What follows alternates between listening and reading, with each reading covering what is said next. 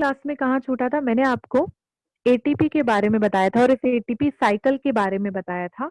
और मैंने आपको कहा था कि लोहमैन ने एटीपी डिस्कवर किया, ठीक है। लेकिन फिर भी लिपमैन को बोला जाता है father of ATP cycle. Lipman को क्यों बोला जाता है फादर ऑफ एटीपी साइकिल, मैंने आपको बताया था, बताइए मुझे।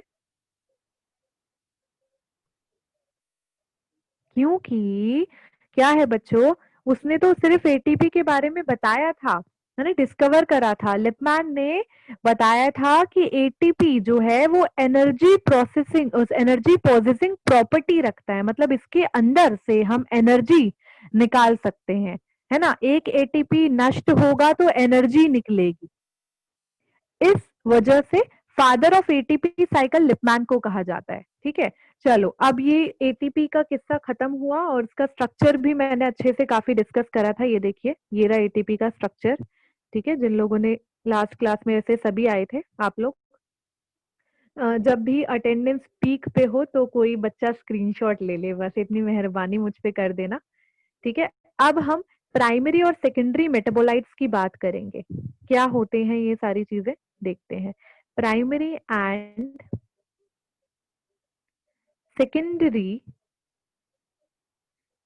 मेटाबोलाइट्स, क्या है ना बच्चों कि अब कुछ ऐसी चीजें भी हैं, अब हमारी बॉडी में कुछ ऐसे मॉलिक्यूल्स भी बन जाते हैं, ठीक है, जो कि मेटाबॉलिक रिएक्शंस के जरिए, अब कोई भी मेटाबॉलिक रिएक्शन हो रही है हमारी बॉडी में, तो उसमें होने वाले, उस मेटाबॉलिक रिएक्शन में होने वाले कुछ सब्सटेंसेस होते हैं, मतलब उससे निकलने वाले जो कुछ प्रोडक्ट होते हैं वो निकल जाते हैं, लेकिन उनके यूजेस के बारे में हमें पता है, कुछों के बारे में हमें नहीं पता, उनको मेटाबोलाइट्स कहते हैं।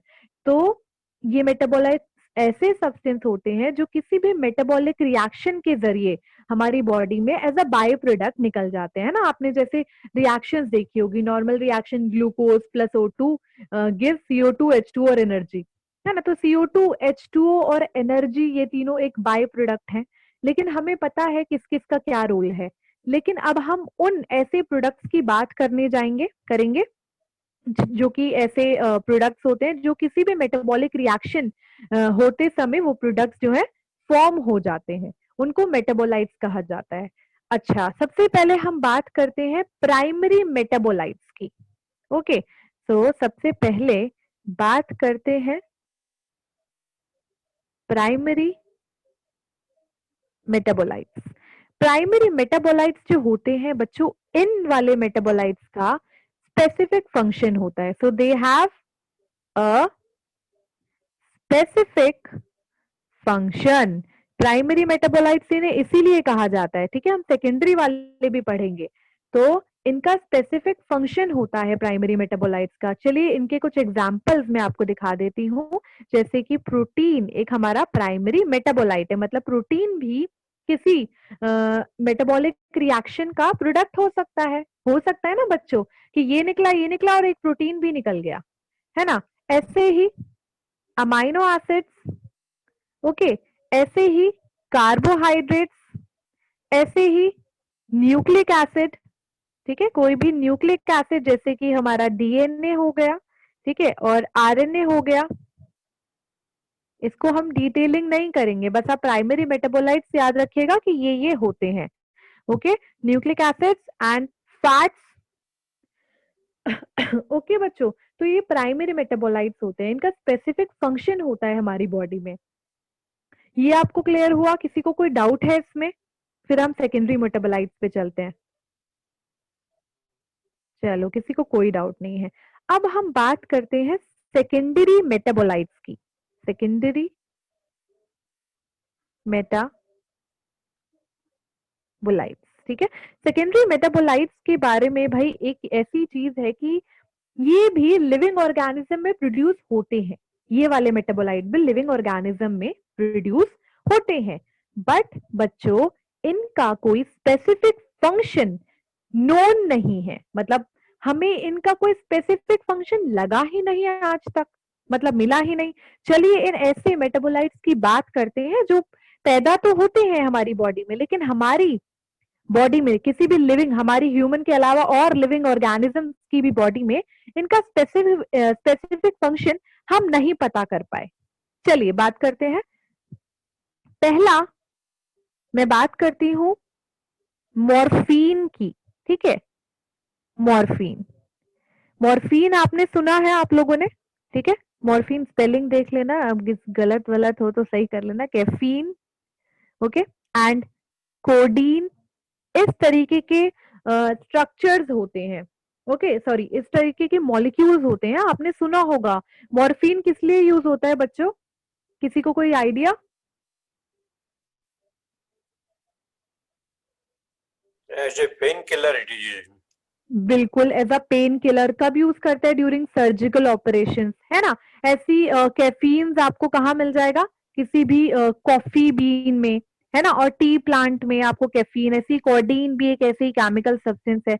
तो बच्चों ये मैं आपको ये बताना चाह रही हूं कि इनका स्पेसिफिक फंक्शन जिस प्लांट में ये है उसमें तो हमें नहीं लगता इसका कोई स्पेसिफिक फंक्शन होगा, है ना। उसमें तो हमें इसका कोई स्पेसिफिक फंक्शन लग नहीं रहा है, क्योंकि हमें क्या पता क्यों जो टी प्लांट है इस तरीके का सब्सटेंस क्यों वो मॉर्फिन क्यों उगा रहा है, वो कैफीन क्यों उगा रहा है।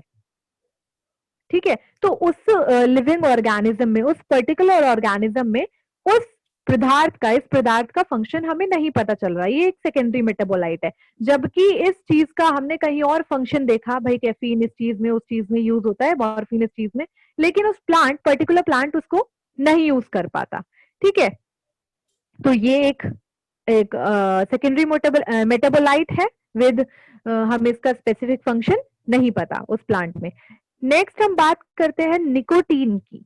ठीक है, निकोटीन भी आपको पता है ये कहाँ पाया जाता है? तंबाकू प्लांट्स की लीव्स में पाया जाता है। जो तंबाकू प्लांट होते हैं उनकी लीव्स में ये हमें मिलता है।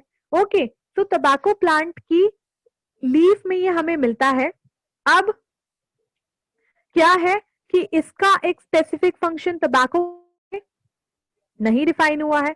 ओके, ये माना जाता है कि ये इंसेक्ट रिपेलेंट है। ओके, इंसेक्ट रिपेलेंट है। चलो निकोटीन समझ गए हम कि भाई इंसेक्ट रिपेलेंट के तौर पे ये निकोटीन उस तंबाकू प्लांट में आ गया। लेकिन बच्चों क्या है कि अगर इस तंबाकू प्लांट ने एक इंसेक्ट रिपेलेंट जनरेट कर लिया अपनी बॉडी में, तो बाकी सारी प्लांट ने क्यों नहीं करा? वो क्यों नहीं बच पा रहे हैं इंसेक्ट से, और ये ही क्यों बच पा रहा है इंसेक्ट से? तो इसका कोई स्पेसिफिक फंक्शन नहीं हम पता कर पाए। ठीक है, अब ये नहीं कह सकते ना कि यही इसका स्पेसिफिक फंक्शन है, क्योंकि बाकी प्लांट में फिर निकोटीन क्यों नहीं होता? इनसे एज अ इंसेक्ट रिपेलेंट वहां पे कुछ और ही सब्सटेंस हो रहे हैं। ओके, वो किसी और तरीके से बचते हैं, फिर वो नहीं बच पाते। तो इसका एक स्पेसिफिक फंक्शन हम नहीं कह सकते कि एक इंसेक्ट रिपेलेंट है। ओके, अगर हम बात करें थर्ड सेकेंडरी मेटाबोलाइट की, थर्ड सेकेंडरी मेटाबोलाइट है हमारा रबर। रबर के केस में क्या है बच्चों? रबर जो होता है, रबर की आपने प्लांट देखे होंगे, है ना, जो रबर प्रोड्यूस करते हैं, हमें प्लांट से ही मिलता है ये सारी चीजें। तो रबर की जो लेयर प्लांट के ऊपर आ जाती है, उसके कॉर्क के नीचे, ठीक है, सॉरी, उसकी बार्क के नीचे आ जाती है, तो रबर तो माना जाता है, ठीक है, कि ये इम्परवियस होता है गैसेस और वाटर से। माना जाता है नहीं, मतलब ये एक ऐसा सब्सटेंस है जिसमें से गैसेस और वाटर पास आउट नहीं होंगे। ठीक है, तो भाई ये प्लांट में क्या कर रहा है? प्लांट को तो जरूरत है ना गैसेस एक्सचेंज की, प्लांट को जरूरत है, प्लांट को जरूरत है, कभी कभार एक्स्ट्रा वाटर भी वो निकाल देता है अपनी बॉडी से। तो फिर ये रबर वहां पे क्यों फॉर्म हुआ? प्लांट के लिए इसका स्पेसिफिक फंक्शन तो हमें पता ही नहीं चल पा रहा है। तो इसीलिए ये भी एक सेकेंडरी मेटाबोलाइट है। हमारे लिए इसका फंक्शन हम अच्छी तरीके से जानते हैं, लेकिन प्लांट के लिए इसका फंक्शन हम अच्छी तरीके से नहीं जान पाए, बल्कि तो प्लांट को, है ना, गैसेस और वाटर से, है ना, बैरियर बना रहा है उनके बीच में, ताकि वो भाई गैसेस एक्सचेंज ना हो पाए। तो एक ये चीज है। ओके, ऐसे ही अगर हम बात करें पिगमेंट की, विच इज कैरोटीन। ठीक है, अगर हम कैरोटीन पिगमेंट की बात करें, तो कैरेटीन जो पिगमेंट है ये किसको कलर देता है? ये कैरेट को कलर देता है। ओके, कैरेट को कलर देता है। अच्छा, अब आप कह दोगे कि भाई ये तो पिगमेंट का काम करता है, और पिगमेंट तो भाई किस लिए जरूरी है प्लांट के, ताकि वो अट्रैक्ट करे, है ना, पॉलिनेटिंग एजेंट्स को अट्रैक्ट करे, और ताकि उनका रिप्रोडक्शन हो पाए इस जरिए से, है ना, और वहां पे तरह तरह के इंसेक्ट उस प्लांट पे आके बैठे, ताकि उनके जो पॉलन ग्रेन्स हैं वो ट्रांसफर हो सके। लेकिन बच्चों, कैरेट ये तो एक अंडरग्राउंड है, ठीक है, ये तो एक अंडरग्राउंड स्टेम है ना, रूट है ना, अंडरग्राउंड रूट है, अंडरग्राउंड प्रोडक्ट है, तो इसको भाई क्या कलर की जरूरत है ना, ये तो भाई पॉलिनेशन में पार्टिसिपेट नहीं करता, तो इसीलिए ये भी एक सेकेंडरी मेटाबोलाइट है हमारा केराटिन पिगमेंट। तो कुछ ऐसे सब्सटेंस मेटाबॉलिक रिएक्शंस के जरिए प्रोड्यूस हुए जिसमें सेकेंडरी मेटाबोलाइट्स हैं, और सेकेंडरी मेटाबोलाइट्स का लिविंग ऑर्गेनिज्म में जिसमें ये प्रोड्यूस होते हैं उसमें उनका फंक्शन जो है स्पेसिफिक नहीं देखा जाता। तो मैं लिख देती हूं इसमें, it is produced by living organisms but not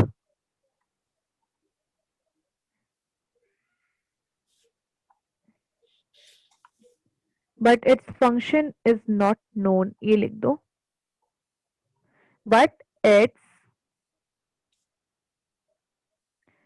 specific function is not known। Okay, किसी को कोई डाउट है तो मुझसे पूछ सकता है। आगे बढ़े, कोई डाउट नहीं है किसी को? मैम एक बार कैफीन वाला फिर से रिपीट करना। जी, कैफीन, मॉर्फिन हो गया, कैफीन हो गया, कोडीन हो गया, ठीक है। अब कैफीन की बात कर लेते हैं, और ये तीनों प्लांट से ही मिलते हैं, किसी ना किसी प्लांट से हमें मिल जाएंगे। कैफीन जो है हमें टी प्लांट से मिलता है, कॉफी प्लांट से मिलता है, उसकी बीन्स में बेसिकली कैफीन पाया जाता है। ओके, अब इसका रोल क्या है प्लांट में? इसका प्लांट में कोई स्पेसिफिक फंक्शन नहीं देखा गया, मतलब ये क्या चाहता है, मतलब समझ रहे हो ना, ये ऐसा प्रोडक्ट बना के क्या चाहता है कि भाई इसको जानवर खाए और नशे में झूमे, तो ऐसे तो, है ना, ऐसे तो मुझे नहीं लग रहा है अपने आप को बचा रहा है या कुछ भी कर पा रहा है ना, पर ये इस तरीके के नशीले पदार्थ क्यों बना रहा है? ये हमारे लिए, मैं समझ रही हूँ, हमारे लिए ये मेडिसिनल भी है, मॉर्फिन भी हमारे लिए काम का है, बट इसके लिए, प्लांट के लिए क्या काम का है ना। तो इस तरीके के प्रोडक्ट्स के बारे में हम बात करें, इसीलिए कैफीन एक सेकेंडरी मेटाबोलाइट में आता है। इसके उस प्लांट में, जिस प्लांट में ये प्रोड्यूस हो रहे हैं, उस प्लांट में और उस ऑर्गेनिज्म में इनके फंक्शन हमें नहीं पता चल पा रहे हैं, लेकिन बाकी सारी जगह तो ह्यूमन तो हर चीज को यूज कर लेता है, तो हमें उसके फंक्शन वैसे पता है कि हम उसे कैसे यूज कर लेंगे। ठीक है बच्चे, आप समझ गए सेकेंडरी मेटाबोलाइट्स, कैफीन वाला? Yes ma'am. अब हम कुछ इंपॉर्टेंट पॉइंट्स करेंगे बच्चों, ठीक है, जो कि इससे पहले की जो चीजें हैं उनके आपको भी पता होना चाहिए। सम इम्पॉर्टेंट पॉइंट्स, ओके, तो कुछ इंपॉर्टेंट पॉइंट्स में मुझे आपको लिखवाना है कि मोस्ट अबंडेंट एलिमेंट, कोई मुझे बता पाएगा कि मोस्ट अबंडेंट एलिमेंट कौन सा है?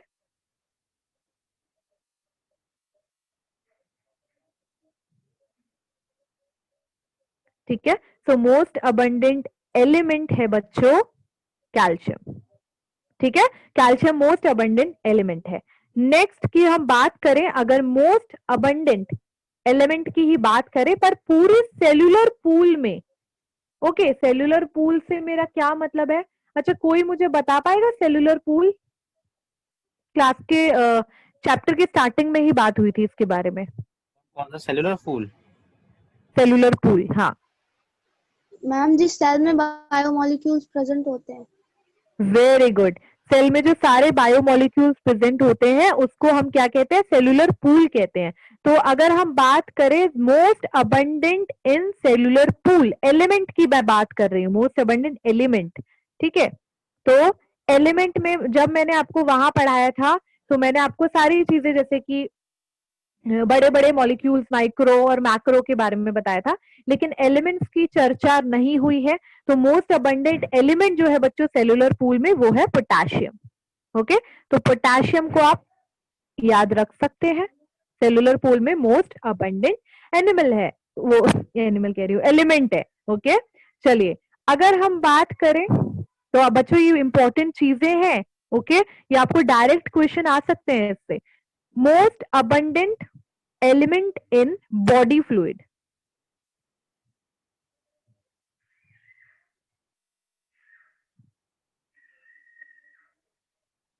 इन बॉडी फ्लूइड, ठीक है। अगर हम बॉडी फ्लूइड की बात करें तो हमारे बॉडी फ्लूइड में मोस्ट अबंडेंट जो एलिमेंट है वो है सोडियम आयंस, ठीक है। सोडियम आयंस की आप याद रखेंगे।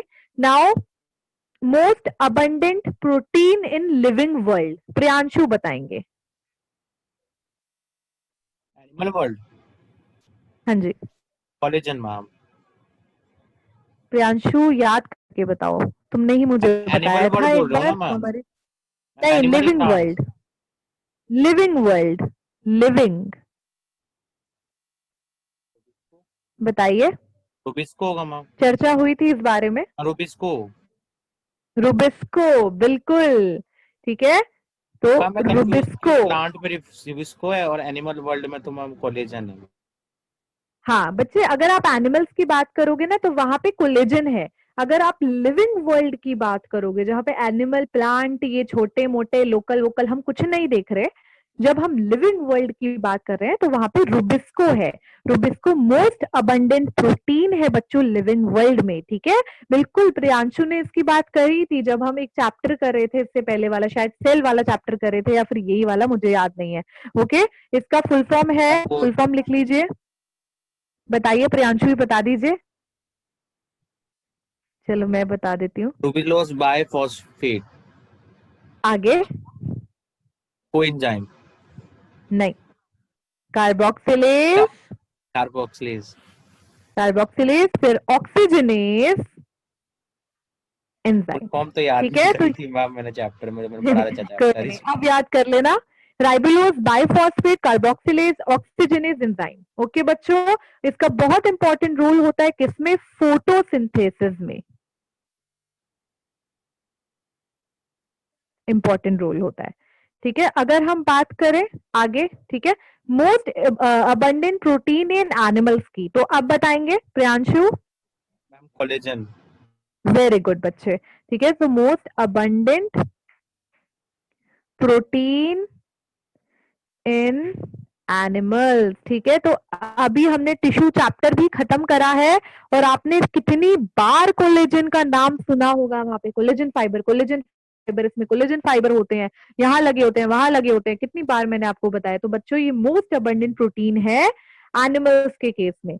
अच्छा, नेक्स्ट हम बात करते हैं नेचुरल सिल्क और आर्टिफिशियल सिल्क की, ठीक है। तो अगर हम बात करते हैं नेचुरल सिल्क की, तो ये किस तरीके का मॉलिक्यूल है। नेचुरल सिल्क बेसिकली प्रोटीन होता है, प्रोटीन।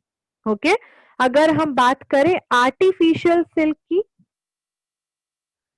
तो आर्टिफिशियल जो सिल्क होता है वो होता है पॉलीसेकेराइड, यानी कि बच्चों जो हम आर्टिफिशियल सिल्क बनाते हैं वो पॉलीसेकेराइड होता है।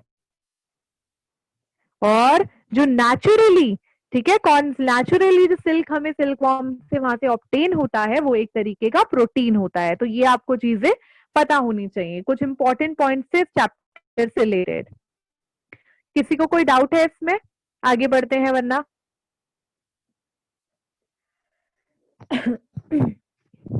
एंजाइम्स पढ़ते हैं बच्चों। एक सेकंड रुकिए, एक सेकंड रुकिए।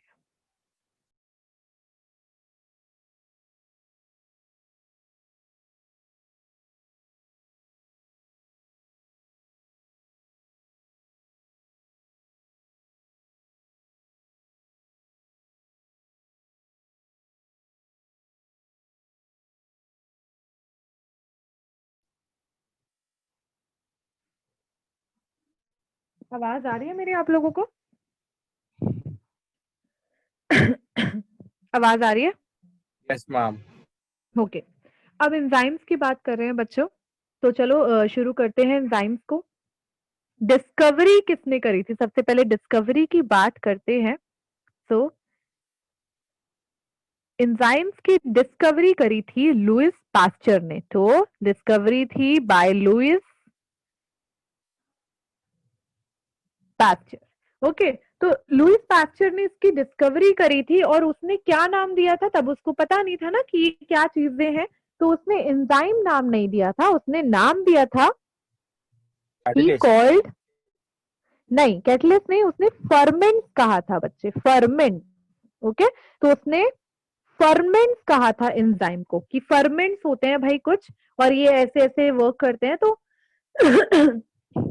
ये सारी चीजें लुइस पास्चर ने बताई। इसके बाद ठीक है, अब एक की डिस्कवरी से तो भाई रह नहीं जाते ये लोग, कि है ना, एक की डिस्कवरी से लोगों को भी समझ नहीं आता कि अच्छा जी इसने प्रूव कर दिया तो हो गया भाई, और कोई नहीं करके बताएगा, तो दूसरे भी साइंटिस्ट आएंगे ही। सॉरी, तबीयत थोड़ी ठीक नहीं है मेरी। ओके, इसके बाद आए एडवर्ड बुचनर। ओके, तो इसके बाद भाई एक और साइंटिस्ट है, मैं करके दिखाऊंगा, है ना, इनका नाम था एडवर्ड बुचनर। एडवर्ड बुचनर इसके बाद आए और उन्होंने एक सब्सटेंस आइसोलेट किया, किसमें से? यीस्ट में से। तो उन्होंने इसी सब्सटेंस को आइसोलेट किया यीस्ट में से। तो Edward Buchner later isolated this substance from yeast. तो यीस्ट से उन्होंने आइसोलेट करा ये सब्सटेंस। ओके, यीस्ट से इन्होंने आइसोलेट कर दिया, फिर नाम तो इन्होंने भी नहीं दिया, तो इन्होंने सोचा चलो फर्मेंट रखा है उसने, देख लेते हैं, चलो फर्मेंट ही ठीक है। लेकिन उसके बाद एक और साइंटिस्ट थे, ठीक है, उनका नाम था कुहने, ठीक है, और कुहन, ठीक है, तो कुहन भी आए उसके बाद, तो उन्होंने टर्म दी। So term was given, term enzyme, ठीक है, so term enzyme was given by Kuhne. Okay, so Kuhne ने क्या किया था? उन्होंने एंजाइम टर्म दी। क्यों एंजाइम बोला गया? क्योंकि वो भी फर्मेंट से चुप नहीं रहे, कह रहे मैं नहीं, मैं तो एंजाइम का मैं तो नाम दूंगा भाई इसको। तो इन्होंने इन फर्मेंट्स को नाम दिया कि भाई इसको एंजाइम कहो। क्योंकि बच्चों सबसे पहले एडवर्ड बुचनर जो थे, सबसे पहले नहीं, उनके ये इनके लुइस पास्चर के बाद जो एडवर्ड बुचनर आए थे, इन्होंने सब्सटेंस को कहां से आइसोलेट किया था? यीस्ट से आइसोलेट किया था। तो इन यीस्ट का मतलब होता है एंजाइम। ठीक है बच्चों, तो आपको समझ आया एंजाइम वर्ड कहां से आया? क्लियर हुआ? Yes ma'am. इन यीस्ट का मतलब होता है एंजाइम, और इसीलिए कुहन ने इनको इस चीज को टर्म दी, ठीक है, इस चीज को नाम दिया एंजाइम। क्योंकि सबसे पहले और एडवर्ड बुचनर ने ये जो परफेक्ट इन्होंने आइसोलेट किया था यीस्ट में से, तो तभी इन चीजों का पता चला। और ऐसे ही चीज लुइस पास्चर ने भी की थी, तब उसने उनको फर्मेंट नाम दे दिया था। ओके, सो आई होप अब क्लियर हो गया होगा इसकी डिस्कवरी रिलेटेड सारी चीजें। तो इसीलिए कुहन ने इनको एंजाइम नाम दिया और इसीलिए इसका नाम एंजाइम पड़ा। अब हम इसकी डेफिनेशन पे आते हैं। ओके, तो डेफिनेशन में हम क्या लिख सकते हैं बच्चों? कि एंजाइम एक ऐसा सब्सटेंस है। अच्छा, सबसे पहले जब इसमें इस एंजाइम को देखा गया, फाइंड आउट करा गया, तो ये क्या कर रही थी? ये किसी भी ऑर्गेनिज्म की बॉडी में या जहां भी इसको देखा गया, वहां पे ये किसी भी रिएक्शन के रेट को बढ़ा रही थी बच्चों, इंक्रीज कर रही थी। तो पहले जो डेफिनेशन आई उसके हिसाब से डेफिनेशन क्या थी, मतलब उस चीज के हिसाब से डेफिनेशन क्या थी? कि enzymes are the substances which increase the rate of reaction. लेकिन बाद में ये भी देखा गया कि भाई ये जो एंजाइम है ये रिएक्शन का रेट कम भी कर रही है। तो उसके बाद हमें पता चला कि भाई एंजाइम एक ऐसा चीज है, ऐसा सब्सटेंस है जो किसी भी रिएक्शन का रेट, है ना, रेट आप समझ रहे हो ना, रिएक्शन की वेलोसिटी बढ़ा भी सकता है और घटा भी सकता है। ओके, तो इस हिसाब से अब जो रीसेंट डेफिनेशंस आ रही हैं, जो रीसेंट डेफिनेशंस हैं, इसकी आपको अलग अलग बुक में अलग अलग तरीके से लिखा हुआ दिख जाएगा। मैं एक नॉर्मल आपको लिखवा देती हूँ कि एंजाइम्स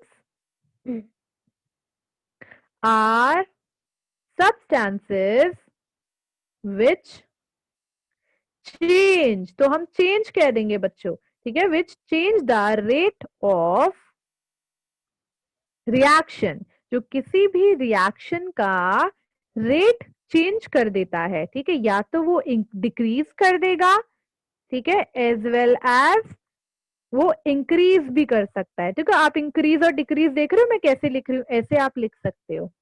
पेपर में नहीं लिखोगे ऐसे, पेपर में पूरा लिख के आना बोर्ड्स के एग्जाम में, ओके। लेकिन आप अपने शॉर्ट मैम नोट्स मेरा एक डाउट के है लिए, मैम। हाँ जी, मैम जितना मैम एंजाइम है मैम एंजाइम तो मैम रिएक्शन को मैम इंक्रीज कर देता ना, और फिर वो जाके कांस्टेंट हो जाता है रिएक्शन। जी मैम डिक्रीज हाँ, कैसे हो तो जाता है? डिक्रीज भी कर देता है बच्चे, डिक्रीज भी कर देता है। आप कंफ्यूज मत हो कैटेलिस्ट में और एंजाइम में। अगर हम बात करें कैटेलिस्ट की, तो कैटेलिस्ट हमेशा they proceed the rate of reaction, मतलब हमेशा वो बढ़ाता है रिएक्शन का रेट, ओके बच्चे। लेकिन कैटेलिस्ट और एंजाइम में यही डिफरेंस है, एंजाइम बढ़ा भी सकता है और घटा भी सकता है, ओके मैम। ठीक है। तो एंजाइम तो देखो आप, एंजाइम तो वो होती है ना, जैसे कि पेप्सिन की अगर हम बात करें, ट्रिप्सिन की अगर हम बात करें, तो वो कोई कैटेलिस्ट थोड़ी है। Catalyst, enzyme. कैटेलिस्ट जब, हाँ कैटलिस्ट एक अलग चीज है, it proceed the rate of reaction, तो दोनों में फर्क है। तो एंजाइम हो गया, डेफिनेशन सबको क्लियर हो गई, आगे बढ़े, किसी को कोई डाउट है तो बता दो, एक एग्जाम्पल भी देखते हैं। नो डाउट, चलो एक एग्जाम्पल देखते हैं। नॉर्मल सा हमारा एक रिएक्शन होता है, ठीक है, CO2 carbon dioxide plus water, ठीक है, और ये कन्वर्ट हो जाता है किसमें, H2CO3 में, ओके। H2CO3 में ये कन्वर्ट हो जाता है। ये आपने रिएक्शन कभी पढ़ी है बच्चों, RBC में होती है,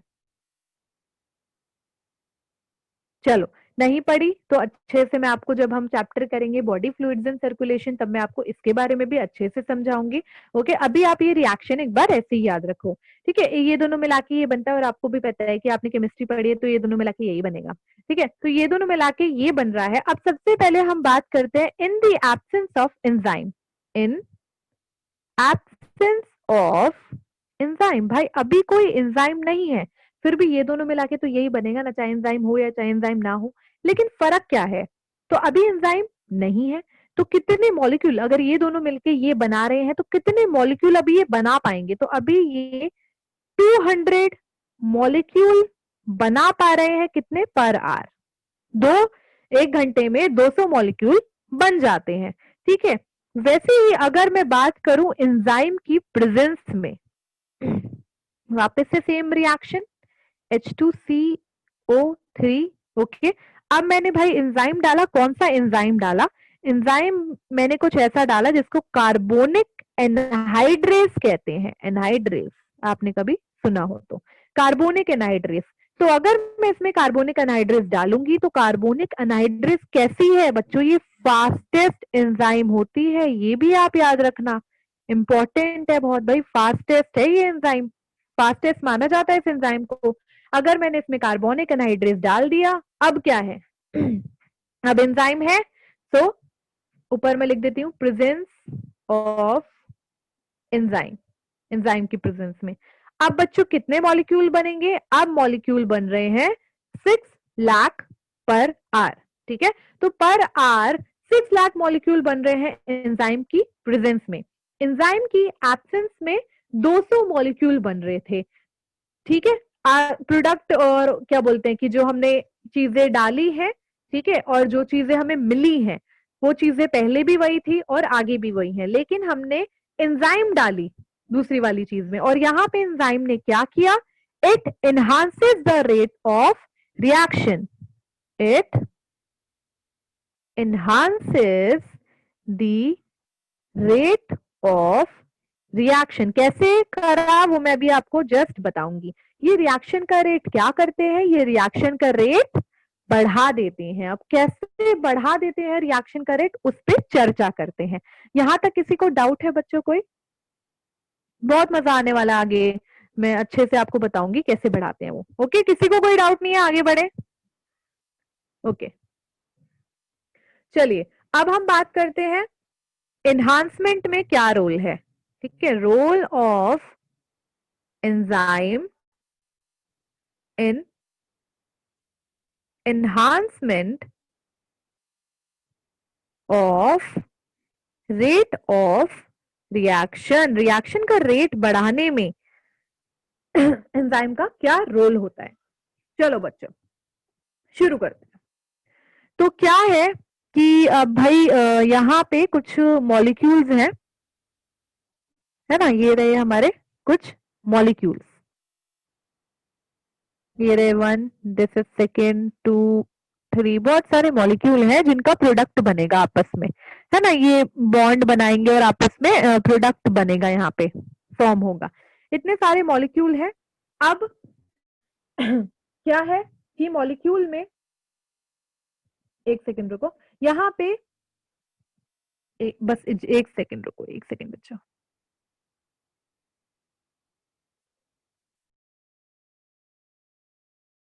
हाँ ओके, तो क्या है, अब ये बहुत सारे मॉलिक्यूल्स हैं और बच्चों क्या है कि ये सारे पार्टिसिपेट करना चाह रहे हैं, किसमें, एक रिएक्शन में पार्टिसिपेट ये करना चाह रहे हैं। चलो मॉलिक्यूल्स को हम दे देते हैं, एनर्जी बता देते हैं मॉलिक्यूल्स की। तो इसके पास इतनी, हमारे पास इतनी 5 कुछ एनर्जी पॉजेस कर रहे हैं, ये 9 कर रहे हैं, ठीक है, ये वाला 8, दिस इज 3, 7 एनर्जी, सपोज ये 10 एनर्जी पॉजेस कर रहे हैं, ओके, ये 4 एनर्जी पॉजेस कर रहे हैं, ये भी 10 एनर्जी पॉजेस कर रहे हैं, ओके। मतलब इसमें ये जो मॉलिक्यूल है ये डिफरेंट डिफरेंट तरीके की एनर्जी पॉजेस करते हैं। और अगर हम इसको देखा जाए कि अब अलग अलग मॉलिक्यूल, भाई हर मॉलिक्यूल सेम नहीं होगा, हर मॉलिक्यूल के पास अपनी अलग एनर्जी होगी और सबको ही रिएक्शन में क्या करना है, पार्टिसिपेट करना है।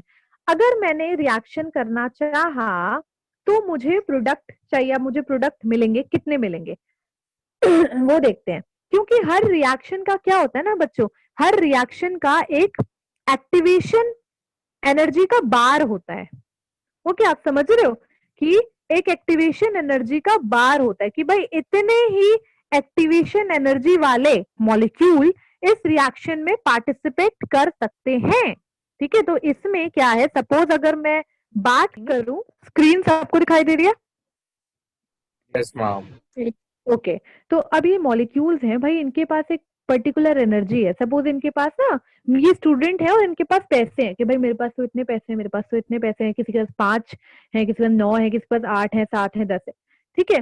बट रिएक्शन में पार्टिसिपेट करने के लिए कहा गया है कि एक्टिवेशन एनर्जी होनी चाहिए 6। अब ये भाई कह रहे हैं कि रिएक्शन या किसी, सपोज किसी एग्जाम में पार्टिसिपेट करने के लिए आपको, आपके पास इतने पैसे होने चाहिए। तो आप बताइए कि कौन से मॉलिक्यूल पास डाउन हो जाएंगे, यानी कि रिएक्शन में पार्टिसिपेट कर लेंगे, ठीक है। रिएक्शन में पार्टिसिपेट 6 है, एक्टिवेशन एनर्जी 6 चाहिए, यानी कि इतने पैसे चाहिए, तो कौन सा वाला, 7 कर लेगा, बिल्कुल 8 कर लेगा, 9 कर लेगा, ये 10 कर लेगा, ये भी 10 कर लेगा, ठीक है।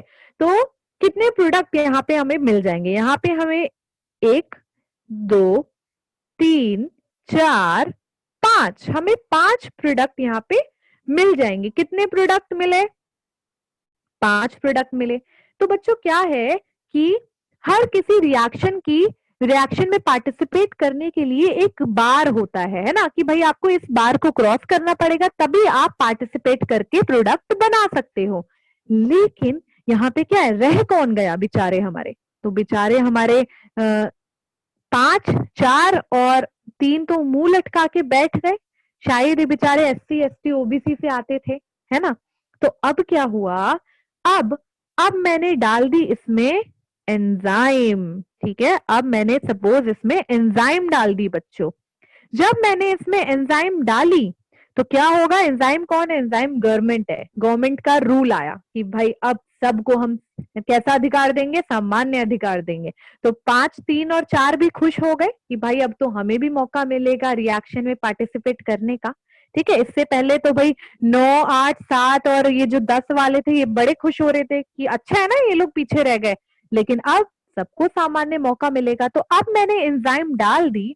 एंजाइम क्या करेगी बच्चों, एंजाइम कुछ इस तरीके का स्ट्रक्चर होता है। अगर एंजाइम का देखो बच्चों, तो क्या है कि अगर 2 मॉलिक्यूल्स इसमें आके, क्योंकि बच्चों इनके पास, मॉलिक्यूल के पास एनर्जी कम है, क्या दिक्कत है, एनर्जी कम है, ये बॉन्ड नहीं बना पा रहे, है ना, एनर्जी कम है जिसकी वजह से क्या नहीं कर पा रही, ये बॉन्ड नहीं बना पा रहे। और ये रिएक्शन में पार्टिसिपेट नहीं कर पा रहे, लेकिन एंजाइम क्या करेगा, एंजाइम इनको पास लेके आएगा। एक यहाँ फिट हो गया, एक यहाँ फिट हो गया। अब ये इनको इतने पास लेके आया है कि ये बॉन्ड बना पाएंगे। अब ये बॉन्ड बना पाएंगे और फाइनली ये रिएक्शन में पार्टिसिपेट करके प्रोडक्ट बना पाएंगे। तो आप समझ रहे हो बच्चों एंजाइम क्या करता है। एंजाइम क्या करेगा, एंजाइम ने अब एक्टिवेशन एनर्जी कम कर दी। ठीक है, अब एक्टिवेशन एनर्जी कैसे कम कर दी, क्योंकि उसने दो मॉलिक्यूल्स को वो इतना पास ले आया कि उन दो मॉलिक्यूल्स ने बॉन्ड बना लिया। और फाइनली अब यहाँ पे हमें एंजाइम डालने के बाद मुझे यहाँ पे कितने प्रोडक्ट मिले, अब मुझे यहाँ पे 1 2 3 4 5, ठीक है, 5 ये पहले के थे और 6 7 8, ये जो 5 4 3 थे, अब फाइनली हम ये भी प्रोडक्ट बना पाए, ये भी बॉन्ड बना पाए और ये भी प्रोडक्ट की फॉर्म में यहाँ पे आ गए। इतने हमें मिल गए प्रोडक्ट। अब हमारा प्रोडक्ट क्या हो गया, इंक्रीज हो गया प्रोडक्ट। देखो प्रोडक्ट इंक्रीज हो गया। पहले प्रोडक्ट कितना था, 5 था, अब कितना है, 5 6 7 8, अब प्रोडक्ट हमें 8 मिले।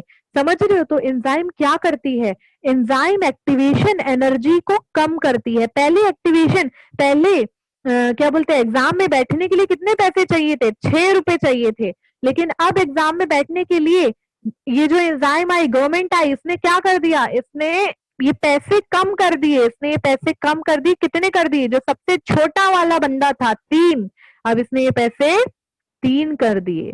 जब ये इसने पैसे 3 कर दिए तो आपको समझ आ रहा है 3 भी जाएंगे, 4 भी जाएंगे और 5 भी जाएंगे एग्जाम में पार्टिसिपेट करने। एंजाइम बेसिकली क्या करता है, दोनों मॉलिक्यूल को पास लाता है और पास लाके उनको हेल्प करता है ताकि वो बॉन्ड बना पाए। ठीक है, अब उन्होंने बॉन्ड बनाया तो फाइनली वो प्रोडक्ट बना पाएंगे। तो अगर हम एंजाइम डालते हैं तो हमें ज्यादा प्रोडक्ट मिलेगा और रिएक्शन का जो रेट है वो भी एनहांस करते हैं। किसी को कोई डाउट है तो आप मुझसे पूछ लीजिए, मैं दोबारा बता दूंगी। किसी को कोई डाउट नहीं है। इसमें 6 लाख प्रोडक्ट बनते हैं एंजाइम की वजह से, इसका मतलब इतने 6 लाख से कम एनर्जी वाला होता है। पहले 200 बनता था एंजाइम। हाँ बिल्कुल, पहले 200 मॉलिक्यूल पर आवर बनते थे, ऊपर की रिएक्शन जो मैंने आपको बताई। लेकिन जब मैंने एंजाइम डाली तो एंजाइम ने कुछ और मॉलिक्यूल को भी मौका दिया कि भाई तुम भी आओ, बॉन्ड बनाओ, तुम भी आगे चलो, तुम भी प्रोडक्ट बनाओ, है ना। वही मौका देने वाली बात होती है और एंजाइम ही इनको मौका देता है। बाकी जो नॉर्मल रिएक्शन है वो नॉर्मल रिएक्शन अपने सीधा रूल पे चलती है, वो किसी को मौका नहीं देगी कि भाई हम छोटे एनर्जी लेवल वाले लोगों को भी मौका दें। लेकिन ये जो एंजाइम है ये सबको मौका देती है, ये एक्टिवेशन एनर्जी का बार कम कर देती है। और अगर बार कम होगा, आपको भी पता है, अगर छोटी हाइट के भी लोग होंगे तो वो भी उस बार को जल्दी से क्रॉस कर जाएंगे। तो फाइनली जो जीतने वाले लोग होंगे वो ज्यादा होंगे अगर हम बार कम कर दे तो। इसमें दो मॉलिक्यूल्स जो पास में आने से क्या होता है, एनर्जी कम हो जाता है, उसका एक्टिवेशन एनर्जी अपने दो मॉलिक्यूल जब पास में आएंगे तो वो बॉन्ड बना पाएंगे। मतलब मॉलिक्यूल में पहले उतनी एनर्जी नहीं है कि वो पास आके बॉन्ड बना पाए, पर एंजाइम उन दोनों को पास लेके आता है। क्योंकि उसमें देखिए ना, एंजाइम में 2 सॉकेट है, 2 सॉकेट में वो मॉलिक्यूल फिट होंगे तो ऑब्वियसली वो पास हो जाएंगे। अब वो पास आ गए तो finally they can make bond बना पाएंगे अब वो। अच्छा, ओके, थैंक यू जी। किसी को कोई डाउट है बच्चों इस चीज में, क्योंकि ये बहुत इंपॉर्टेंट चीज है। मैम एंजाइम्स तो इंक्रीज ही कर रहे हैं, डिक्रीज नहीं कर रहे। बच्चे वही ना, अभी हम क्या कर रहे हैं, अभी हम रोल देख रहे हैं एंजाइम के, एनहांसमेंट का ही रोल देख रहे हैं, है ना। तो अभी हम उसका नहीं देख रहे कि जो रेट ऑफ रिएक्शन जब हम डिक्रीज करेंगे, अभी हम उसका जो एग्जाम्पल है वो नहीं देख रहे, मैं एनहांसमेंट का ही आपको बता रही हूँ। ठीक है, और हमारे सिलेबस में भी मुझे आपको इसका रोल जो है, रिएक्शन का रेट कम करने वाला जो रोल है, मुझे आपको उसका एग्जाम्पल, मतलब वो चीजें मुझे आपको करानी भी नहीं है, पर आपको एज मतलब नॉलेज के तौर पे आपको पता होना चाहिए। ठीक है, enzyme can increase the rate of reaction and also can decrease the rate of reaction. Increase भी कर सकते हैं और डिक्रीज भी कर सकते हैं। ओके बच्चे, तो अभी हम एनहांसमेंट का ही पढ़ेंगे आपकी। तो इस से डेफिनेशन में कोई वो नहीं आएगा, कोई चेंज नहीं आ जाता, डेफिनेशन वही रहेगी। चलो बच्चों आगे बढ़ते हैं। यहां तक तो आपको बच्चे क्लियर हो गया, ये तो आपको समझ आ गया। आगे बढ़ते हैं, चलिए। तो भाई क्या करता है एंजाइम, और हमें मौके मिलेंगे आगे यही सब पढ़ने के दोबारा से, आपको यही समझ आएगा, यही जो मैं चीज बातें बता रही हूँ। अब हमें ग्राफ बनाते हैं, ओके। जो ग्राफ आपको बेसिकली पूछा जाएगा, तो बनाने के लिए भी कहा जाएगा। तो चलिए इसका ग्राफ देखते हैं, ओके। तो ग्राफ में हम वही सारी चीजें, यहाँ पे सपोज टाइम रख लेती हूँ, ओके, और यहाँ पे मैं रख लेती हूँ पोटेंशियल एनर्जी।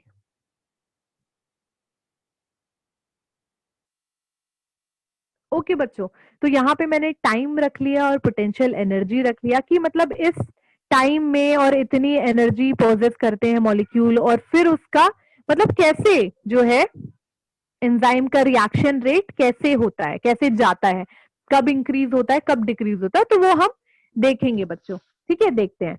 अब अगर हम बात करें कि एंजाइम अगर नहीं है, ठीक है, अभी हमारे पास अगर एंजाइम नहीं है, तो एंजाइम नहीं है तो ग्राफ, अब ये एक पर्टिकुलर, ये ले लेते हैं, पर्टिकुलर बार है, ठीक है, ये हमारे पर्टिकुलर बार है, और अभी एंजाइम नहीं है। तो अभी एंजाइम नहीं है तो हमारा कुछ ग्राफ ऐसे जाएगा बच्चों, इसका ग्राफ ऐसे जाएगा, ओके। इसका ग्राफ ऐसे क्यों जा रहा है, क्या है कि ध्यान से देखना, यहाँ पे बीच वाला जो स्टेट है, ठीक है, ये ट्रांजिशन स्टेट होता है। मतलब सबसे पहले सबस्ट्रेट, यानी कि ये जो मॉलिक्यूल ऊपर मैंने दिखाया ना, ये सबस्ट्रेट है, सबस्ट्रेट, ये जो मॉलिक्यूल रिएक्शन में पार्टिसिपेट करना चाहते हैं उछल उछल के, तो सबसे पहले वो जो सबस्ट्रेट है वो किसके साथ, एंजाइम के साथ करते हैं, ठीक है। फिर वो क्या बनाते हैं, मतलब एक ट्रांजिशन स्टेट वो बनाते हैं, ओके, एक ट्रांजिशन स्टेट बनाते हैं, और उसके बाद हमारा जो प्रोडक्ट है वो फॉर्म होता है, ठीक है। तो अभी क्या है, अभी यहाँ पे एंजाइम है नहीं। नॉर्मली क्या, अगर एंजाइम होगी तो क्या होगा, एक ट्रांजिशन, एक सेकेंड रुकिए, एंजाइम होगी तो क्या होगा, एक ट्रांजिशन स्टेट बनेगी। So this enzyme substrate complex ये ट्रांजिशन स्टेट है, इसके बारे में मैं अभी आपको बताती हूँ। तो क्या है कि अभी एंजाइम नहीं है, एंजाइम नहीं है तो एक्टिवेशन एनर्जी, जो एक्टिवेशन एनर्जी है वो कैसी चाहिए हमें, ज्यादा चाहिए, ठीक है बच्चों। एक सेकंड रुकिए, एक सेकंड, सॉरी आप, बहुत डिस्टरबेंस हो रहा है, एक सेकंड रुकिए बच्चों।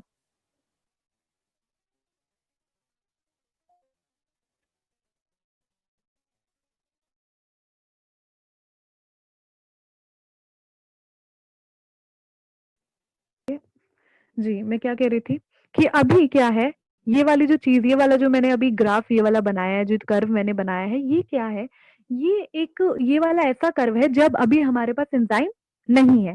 अभी हमारे पास एंजाइम नहीं है तो यहाँ पे बच्चों यही तो ट्रांजिशन स्टेट होगा, मतलब यही तो एक ऐसा स्टेट होगा जहां पे एंजाइम कन्वर्ट हो जाएगी प्रोडक्ट में, है ना। यहाँ पे वो आया और यहाँ पे ट्रांजिशन स्टेट, है ना, ट्रांसमिट होना हुआ दूसरी स्टेट में, और यहाँ पे फाइनली ट्रांजिशन हो गया। इस तरीके का मैं आपको ये बताना चाह रही हूँ। तो ये यहाँ पे एक्टिवेशन एनर्जी बच्चों ज्यादा चाहिए अगर मैं एंजाइम की प्रेजेंस में इसको दिखाऊं, ठीक है। अगर मैंने एंजाइम डाल दी तो क्या होगा, एनर्जी ना हमें कम चाहिए होगी, तो ग्राफ कुछ ऐसा बनेगा अगर मैंने एंजाइम डाल दी। एंजाइम डालने के बाद ये जो एक्टिवेशन एनर्जी है ये देखो कितनी कम हो गई, है ना। तो मैं सिर्फ इस ग्राफ से आपको ये बताना चाह रही हूं कि अगर हम एंजाइम डाल देंगे तो एक्टिवेशन एनर्जी हमें कम चाहिए होगी। जैसे कि मैंने इससे पहले आपको बताया कि एक्टिवेशन एनर्जी, एंजाइम डालने पे एक्टिवेशन एनर्जी 6 से 3 हो गई, कम हो गई। तो अगर मैं एंजाइम डाल देती हूं इस पर्टिकुलर ये वाले पर्पल वाले में, मैंने क्या करा, एंजाइम डाल दिया, इसमें मैंने एंजाइम डाल दिया तो इसकी क्या हो गई, एक्टिवेशन एनर्जी क्या हो गई, डिक्रीज हो गई, कम हो गई इसकी एक्टिवेशन एनर्जी। ओके, कम एक्टिवेशन एनर्जी मतलब कम पोटेंशियल एनर्जी पे हमें अच्छे प्रोडक्ट मिल गए, ज्यादा प्रोडक्ट मिल गए, एक्टिवेशन एनर्जी भी कम हुई और प्रोडक्ट भी हमें ज्यादा मिल गए। ओके बच्चों, लेकिन अगर एंजाइम नहीं है तो हमें ज्यादा एक्टिवेशन एनर्जी कितनी लगेगी, एक्टिवेशन एनर्जी ज्यादा लगेगी। यहाँ पे ये है एब्सेंस ऑफ एंजाइम, ठीक है, in absence of enzyme, enzyme के एब्सेंस में कुछ ऐसा कर्व होगा और एंजाइम की प्रेजेंस में ये देखो एक्टिवेशन एनर्जी कम हो गई। तो इस ग्राफ से मैं आपको यही बताना चाह रही हूँ कि अगर हम एंजाइम डालेंगे तो ग्राफ कैसा होगा, एक्टिवेशन एनर्जी कम होगी। अगर हम एंजाइम नहीं डालेंगे तो एक्टिवेशन एनर्जी ज्यादा चाहिए होगी, ठीक है, ज्यादा एक्टिवेशन एनर्जी होगी और मॉलिक्यूल प्रोडक्ट जो है हमारा कम बनेगा, क्योंकि जैसे ही बार बढ़ जाता है, बार हाई सेट हो गया तो कम मॉलिक्यूल उसको टाप पाएंगे, कम मॉलिक्यूल उसको क्रॉस कर पाएंगे, ज्यादा मॉलिक्यूल उसको क्रॉस नहीं कर पाएंगे। और वही मुझे आपको एंजाइम के बारे में ये वाला चीज बताना था, ठीक है। अगर मैं एंजाइम डालती हूं तो सबसे पहले सबस्ट्रेट, ठीक है, इसको मैं एस को मैं सबस्ट्रेट कहूंगी, ठीक है, सबस्ट्रेट मॉलिक्यूल जो है ये पहले एंजाइम के साथ, यहाँ पे एंजाइम के साथ जुड़ेंगे, ठीक है। एंजाइम के साथ जुड़ के बच्चों ये क्या बनाएंगे, ये एक एंजाइम सबस्ट्रेट कॉम्प्लेक्स बनाएंगे। क्या बनाएंगे, एंजाइम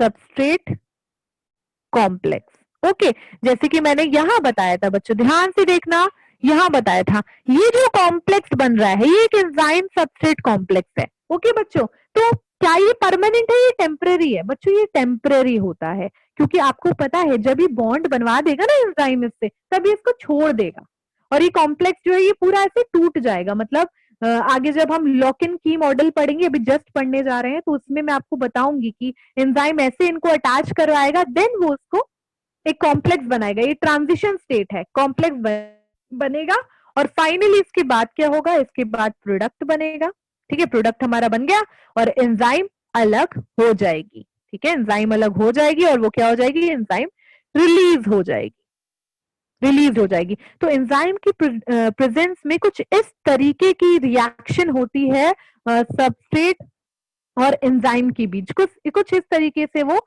अटैच करते हैं। तो हम यहाँ पे कह सकते हैं कि एंजाइम क्या करता है, एंजाइम एक्टिवेशन एनर्जी को कम करता है, पहली बात। और दूसरी बात क्या, एंजाइम रिएक्शन का रेट बढ़ाता है। कैसे बढ़ाएगा, बार को कम कर देगा तो रिएक्शन का रेट अपने आप ही बढ़ जाएगा और ज्यादा से ज्यादा प्रोडक्ट हमें मिल जाएंगे। किसी को इसमें कोई डाउट है?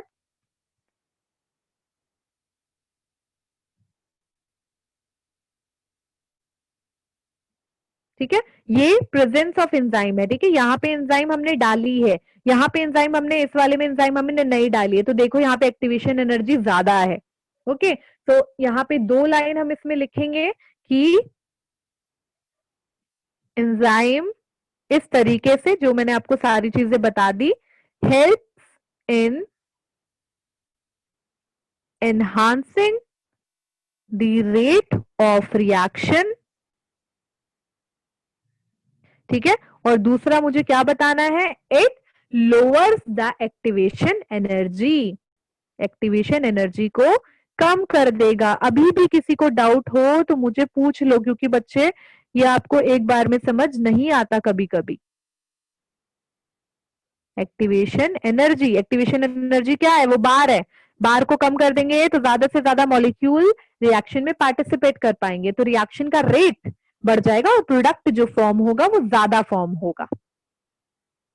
आगे बढ़े, चलो सबको ये समझ आ गया, फिर मैं ये मान लेती हूं। ओके, नाउ अब हम एंजाइम के जो, एंजाइम का जो एक्शन है, कैसे एंजाइम वर्क करती है, अब हम उसका मैकेनिज्म देखेंगे। इससे पहले आपको समझ आ गया ना क्या वर्क करती है एंजाइम और एंजाइम कैसे ज्यादा प्रोडक्ट बना पाती है। किसी को कोई डाउट नहीं है बच्चे, पक्का? कौन कौन, एक बार मैं चेक करती हूँ, कोई डाउट नहीं है? अच्छा, कशिश, केतन, नेहा, शुभम, स्नेहा, कोई डाउट नहीं है, पक्का बच्चे? चलो ठीक है।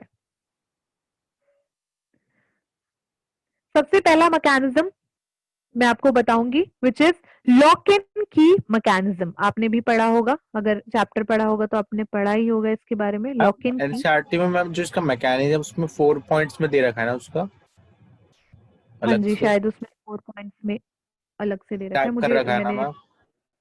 ओके मैंने देखा नहीं है, मैं एक बार देख के बताऊंगी आपको एनसीईआरटी का क्या है नहीं अभी मेरे पास एनसीईआरटी। Okay ma'am. आपके पास है एक बार? हाँ देख लेना क्या है बच्चों नहीं लॉक मैम इन की मैकेनिज्म। मैं तो हाफ ईयरली के हाँ पेपर में आया था तो मैंने तो याद करके वही गया लिखा था। था आपने, ओके चलो देखते हैं ना, बहुत इजी है, आपको सिंपल से समझ आ जाएगा। ठीक है, जो इसकी लैंग्वेज है वो आप बुक से देख सकते हैं। वही ना, आपको एनसीईआरटी पढ़ना बहुत जरूरी है।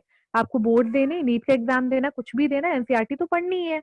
तो आपको जो लैंग्वेज लिखनी है, जो नोट्स बनाने हैं, वो आप एनसीईआरटी से बना सकते हैं अच्छे। ठीक है, जो आपको बोर्ड में लिख के आना है, लेकिन यहाँ पे आप समझने आए हैं, शॉर्ट नोट्स बनाने आए हैं। ओके नाउ, सबसे पहला लॉक इन की मैकेनिज्म किसने दिया था? फिशर ने दिया था, बाय फिशर। चलिए क्या मैकेनिज्म था देख लेते हैं। सबसे पहले एंजाइम में बना देती हूँ। ओके सपोज उसी तरीके की मैं आपको बनाऊंगी एंजाइम। ये देखिए, ये है हमारी एंजाइम। ठीक है, ये है हमारी एंजाइम। एंजाइम के साथ अब भाई कुछ इसमें सबस्ट्रेट मॉलिक्यूल जिनकी ना कम एनर्जी है भाई, वो कह रहे हैं भाई हमें तो बॉन्ड बनाना है, हमें तो बॉन्ड बनाना है, लेकिन भाई हमारे पास तो कोई है नहीं।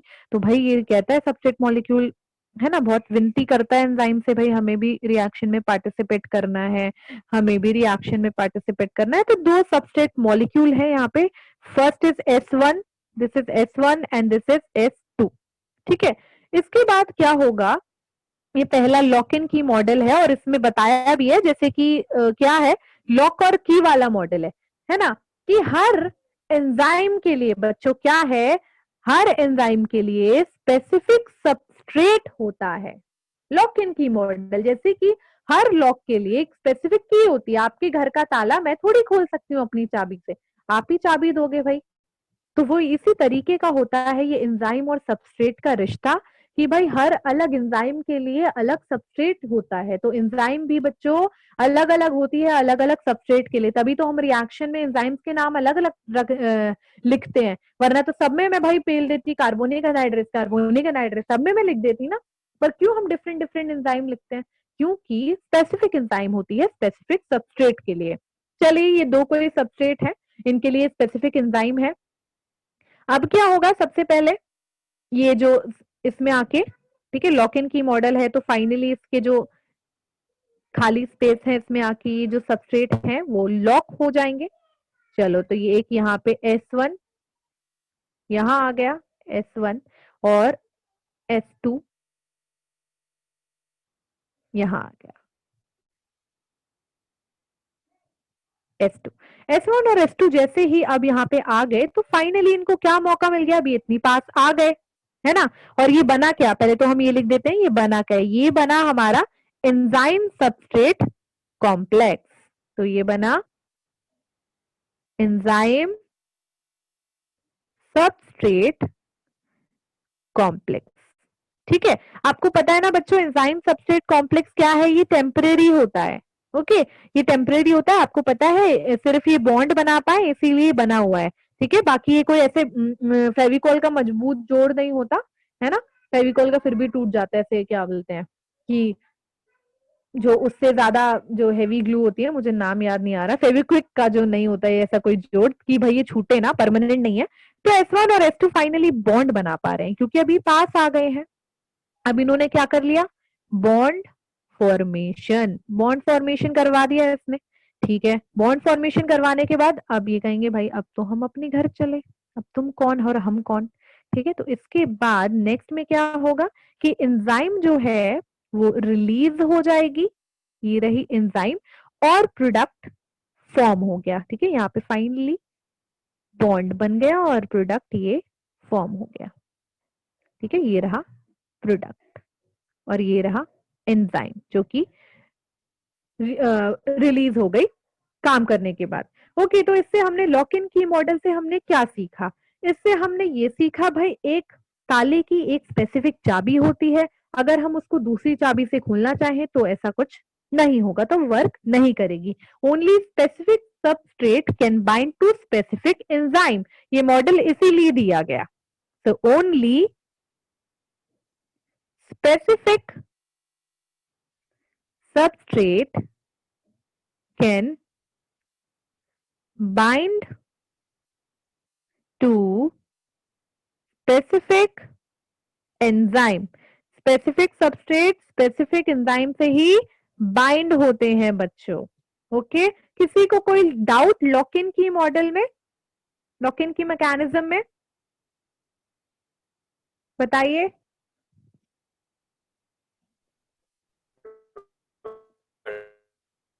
हाँ जी बाकी बच्चों आप लोगों को किसी को कोई डाउट नहीं है? हाँ नहीं बोलो भाई।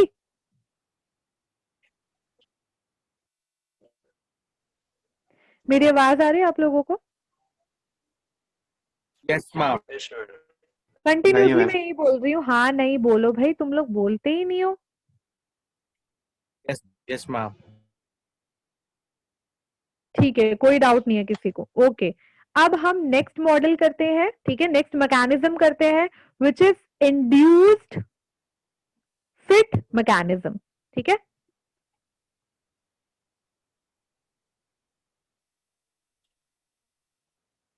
अभी सबसे पूछूंगी बस, जस्ट अभी सबसे ही पूछने वाली हूँ, इन लोगों के कोई डाउट नहीं निकलते ना, और हाँ ना भी नहीं बोल पाते क्लास में, तो इनसे ही पूछूंगी अभी कि क्या होता है लॉक इन की मॉडल। तो इंड्यूस्ड फिट मैकेनिज्म किसने दिया था, सबसे पहले वो बात करते हैं, तो कोशलैंड ने ये दिया था, कोशलैंड ने इंड्यूस्ड फिट मैकेनिज्म दिया था। और इस मैकेनिज्म के हिसाब से, ठीक है, इसने क्या बताया था, मतलब अब ये एक क्या बोलते हैं एंजाइम का ये अलग साइट और एक अलग तरीका बता रहा था हमें इस मैकेनिज्म से। इसने कहा था कि भाई एंजाइम चाहे जैसी भी हो, कभी कभी ऐसा भी होता है कि एंजाइम चाहे जैसी भी हो, जब वो सबस्ट्रेट को, कभी कभी ऐसा भी होता है कि एंजाइम कैसी भी हो, जब वो सबस्ट्रेट को देखती है, ठीक है, या फिर सबस्ट्रेट जब उसमें फिट होने वाला होता है, तो वो अपने आप को चेंज कर लेती है उस सबस्ट्रेट के हिसाब से। तभी इसका नाम क्या दिया गया है, इंड्यूस्ड फिट मैकेनिज्म, ठीक है। जैसे कि आपने हैंड ग्लव्स देखे हैं, हैंड ग्लव्स कैसे होते हैं बच्चों, हैंड ग्लव्स को आप लोग नॉर्मली रखे रहते हैं तो वो बिल्कुल ऐसे सिकुड़े हुए से होते हैं, लेकिन जब आप उसमें अपना हाथ डालते हो तो कैसे वो आपके बिल्कुल हाथ की शेप ले लेते हैं। So it is induced fit, okay. तो इस तरीके से इंड्यूस्ड फिट मैकेनिज्म दिया, इसका भी मैं एग्जांपल आपको दे देती हूँ। ये देखिए, अब एंजाइम कुछ इस तरीके से है,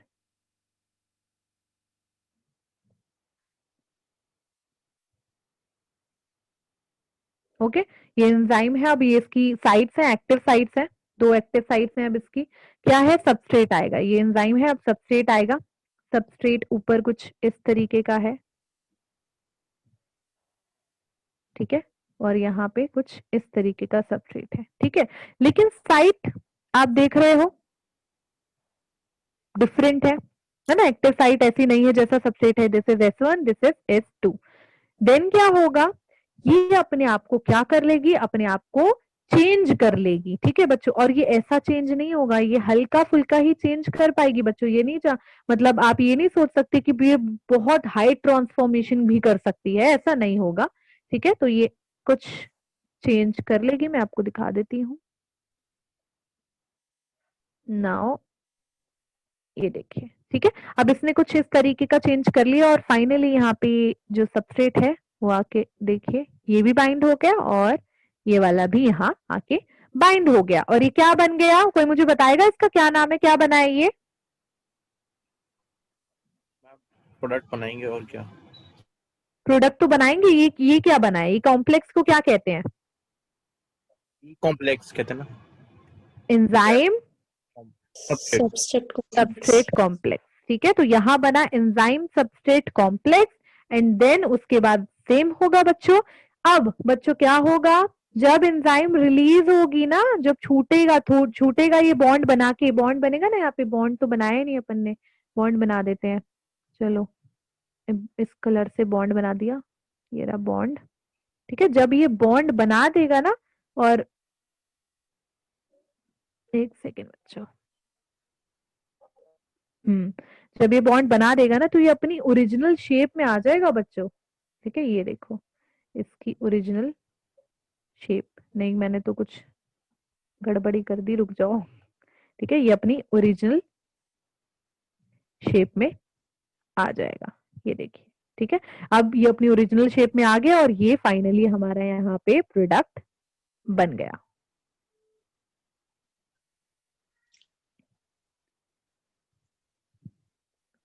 प्रोडक्ट बन गया। तो आप इंड्यूस्ड फिट मॉडल समझ गए हो बच्चे? Yes ma'am. है ना, इंड्यूस्ड फिट Yes, मॉडल की क्या बोलते हैं कि enzyme have the capability, enzyme के पास भाई कैपेबिलिटी है कि वो क्या कर पाएगा, वो अपने अंदर कुछ स्लाइट चेंज कर पाएगा बच्चों, जिसकी वजह से, एक और एग्जांपल दूंगी अभी, जिसकी वजह से क्या होगा, न्यू प्रोडक्ट फॉर्म हो जाएगा और बॉन्ड बन जाएगा। ठीक है, बट स्लाइट चेंज की बात हो रही है, हाई ट्रांसफॉर्मेशन की बात नहीं हो रही। जो हल्का फुल्का ये कर पा रहा है सिर्फ उतना ही करेगा। चलो इस पे लिख देते हैं, enzyme active site have the ability, है ना, एंजाइम एक्टिव साइट के पास क्या है, एक एबिलिटी है to cause a slight change, एक हल्का सा वो चेंज कर देती है अपने अंदर, जिसकी वजह से सबस्ट्रेट है उसके अंदर फिट हो जाता है, so that substrate can fit into it। ठीक है, and new product is formed। Simple, this is induced fit model. Hand glove से याद रख सकते हो, बट ये चीज याद रखना, एंजाइम कैन चेंज स्लाइटली। ठीक है बच्चों, लाइट चेंज ही करा है बस उसने अपनी शेप में, ऐसा कुछ हाई ट्रांसफॉर्मेशन नहीं करा, बाकी सब सेम ही है, और जिसकी वजह से एक्टिव साइट की वजह से और वहां पे फिर बॉन्ड फॉर्म हो गया और प्रोडक्ट बन गया। तो ये दूसरा मॉडल था, ये था इंड्यूस्ड फिट मॉडल। ठीक है, ये नॉर्मली इंड्यूस्ड फिट मॉडल था। अब जो कोशलैंड ने दिया था उसके बारे में जरा चर्चा कर लेते हैं। मतलब कोशलैंड ने कुछ अलग चीजें भी बताई थी इस मैकेनिज्म के हिसाब से। सो अकॉर्डिंग, वो भी देख लेते हैं, according to this mechanism, the enzyme has two types of active sites. भाई उसने कहा था कि एंजाइम के पास दो तरीके की एक्टिव साइट होती हैं, जो कोशलैंड ने बताया था। मतलब उसने एक और चीज बताई थी कि एंजाइम के पास ना दो तरीके की एक्टिव साइट होती हैं। पहली साइट को उसने कहा था कैटालिटिक साइट, और दूसरी साइट को उसने कहा था बट्रेसिंग साइट। बट्रेसिंग साइट ये भी बताया था कोशलैंड ने। ठीक है, कैटालिटिक साइट के बारे में उसने क्या बताया था, इसने बताया था कि भाई कैटालिटिक साइट जो होती है ना, वो उनके जो पुराने बॉन्ड्स होती है वो तोड़ देती है। जो उनके भी पुराने बॉन्ड्स अगर उन्होंने फाइनली मतलब कुछ अलग तरीके से जो बॉन्ड कभी बनाए हैं, तो वो बॉन्ड वो तोड़ देती है और वो नए बॉन्ड बनाती है। ठीक है, so this can break the old bonds and make new bonds, नए बॉन्ड बना। इस साइड पे ऐसा कुछ होता है। बट्रेसिंग साइड पे क्या होता है, बट्रेसिंग साइट उस सबस्ट्रेट के अटैचमेंट के लिए एक स्पेस बनाती है, स्पेस फॉर्म करती है। ठीक है, एक जगह देती है। सो प्रोवाइड अ जगह और space for attachment of substrate. Substrate के अटैचमेंट के लिए भाई जगह बनाती है। चलो इस तरीके के एग्जाम्पल भी देख लेते हैं। ठीक है, जल्दी से हो जाएगा, ये भी ज्यादा कुछ नहीं है, 1 मिनट की बात है। तो बच्चों अब हम दूसरे तरीके के, ये एंजाइम, सपोज ये एक एंजाइम है, ये रही, और एंजाइम पे ऊपर की तरफ है कैटालिटिक साइट। ठीक है, और यहाँ पे है बट्रेसिंग site. So this is catalytic site and this is buttressing site। ठीक है, नाउ अब क्या हुआ, जो हमारा मॉलिक्यूल है, ठीक है, सपोज उसके बीच में एक बॉन्ड बना है। अब एक मॉलिक्यूल ने एक बॉन्ड बना लिया है और वो मॉलिक्यूल इस एंजाइम पे आके अटैच हुआ है। चलो देखते हैं। तो ये रहा हमारा एंजाइम दोबारा, और सबस्ट्रेट आ गए हैं, उन्होंने एक बॉन्ड भी बना रखा है। चलो देखते हैं। तो ये रहा सबस्ट्रेट, और जो कौन सी साइट पे आके लगा है, क्योंकि मैंने आपको बताया था ना बट्रेसिंग साइट सबस्ट्रेट की अटैचमेंट के लिए स्पेस देती है। तो ये देखो इसने स्पेस दे दिया सबस्ट्रेट की अटैचमेंट के लिए, ठीक है। और बॉन्ड देखो बच्चों कहाँ बना हुआ है ना, बॉन्ड यहाँ बना हुआ है, ये रहा बॉन्ड, ऑलरेडी चिपके हुए हैं ये, ओके। लेकिन ये इसको सही से जोड़ेगा, नए बॉन्ड बनाएगा, ठीक है। तो कैटालिटिक साइट क्या करेगा, कैटालिटिक साइट अपनी शेप को, अब यही वाली चीज है ना स्लाइड चेंज, तो ये अपनी शेप को चेंज कर लेगा। कैसे चेंज कर लेगा, वो अपनी शेप को कुछ ऐसे चेंज कर लेगा, ओके। तो ये रहा, ये उसने अपनी शेप को ऐसे चेंज कर लिया, ठीक है, ऐसे कर लिया उसने अपनी शेप को। इसकी वजह से क्या हुआ, इसकी वजह से ये जो अंदर मॉलिक्यूल है जो सब इसके साइट पे लगे हुए हैं, ठीक है, ये रहा दूसरा,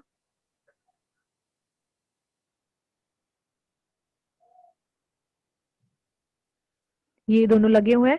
अब बच्चों यहाँ पे नए बॉन्ड बनेंगे। तो इस आपको पता है कैटालिटिक साइट नए बॉन्ड बनाने में हेल्प करती, तो वो यहाँ बॉन्ड बनाने में हेल्प करवाएगी। यहाँ बॉन्ड बना, ठीक है। नाउ फाइनली यहाँ बॉन्ड बन गया। अब क्या होगा, हमारी जो एंजाइम है वो अलग हो जाएगी और अपनी नॉर्मल शेप में भी आ जाएगी। ये भी मैंने आपको बताया था, एंजाइम अलग हो गई, नॉर्मल शेप में भी आ गई, ये देखिए। और जो हमारा नया बॉन्ड बना है सबस्ट्रेट के बीच में, वो देखिए ये रहा, ये रहा प्रोडक्ट। और ये ऐसे ही अटैच थे, नहीं एक सेकेंड ना, ये चेंज करना है।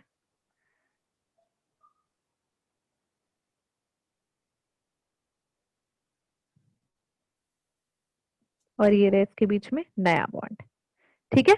ये रहा प्रोडक्ट, ये रहा एंजाइम। किसी को कोई डाउट है इंड्यूस्ड फिट मॉडल में? मैंने आपको कॉशलेंड का भी बता दिया है और नॉर्मल मैकेनिज्म भी बता दिया है। इंड्यूस्ड फिट मॉडल का 2 एग्जांपल दे दिए हैं कि कैसे स्लाइड चेंज हो सकते हैं, और ये हैंड ग्लव्स के जैसा ही है, ओके, कि हम एंजाइम जो है स्लाइड चेंज करेगी अपने आप में ताकि सबस्ट्रेट वहां पे आके अटैच हो जाए। किसी को कोई डाउट है तो पूछो, फिर मैं क्लास एंड कर रही हूँ, ओके। फिर नेक्स्ट करेंगे केमिकल नेचर अगली क्लास में।